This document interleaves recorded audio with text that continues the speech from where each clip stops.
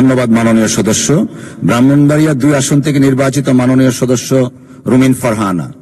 ধন্যবাদ। মাননীয় স্পিকার, আপনাকে অসংখ্য ধন্যবাদ। মাননীয় স্পিকার, কাদম্বরী মরিয়া প্রমাণ করিল যে কাদম্বরী মরে নাই।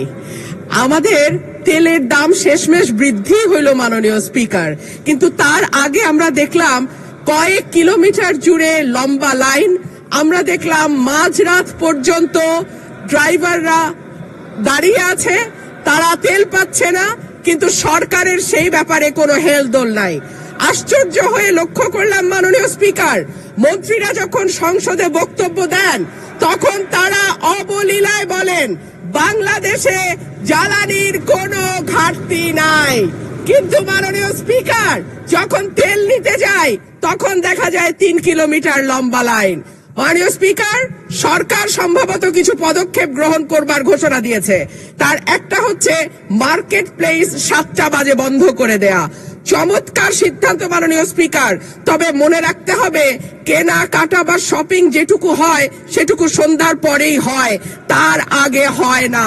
2 হইল অফিস আদালতের সময় বলে পরিবর্তন করবে। 5 দিনের জায়গায় 4 দিন বা 3 দিন তারা কর্মঘণ্টা ঠিক করবে। কিন্তু প্রশ্নটা হচ্ছে যদি জ্বালানির কোনো সংকটই না থাকে তাহলে এত লম্বা লাইনই বা কেন, দামই বা বাড়াইতে হয় কেন, অফিস কর্মসূচি সময় পরিবর্তন করতে হয় কেন?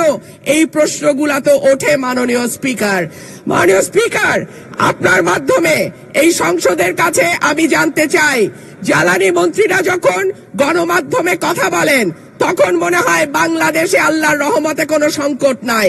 ওনারা যদি পরিষ্কার করে বলেন বাংলাদেশে বর্তমানে কত দিনের অকটেন ডিজেলের মজুদ আছে, কতদিন চলতে পারবে, পাম্পগুলো কেন পর্যাপ্ত পরিমাণ তেল পায় না, তেলের মজুদদারি। ধন্যবাদ মাননীয় সদস্য। মাননীয় চিফ হুইপ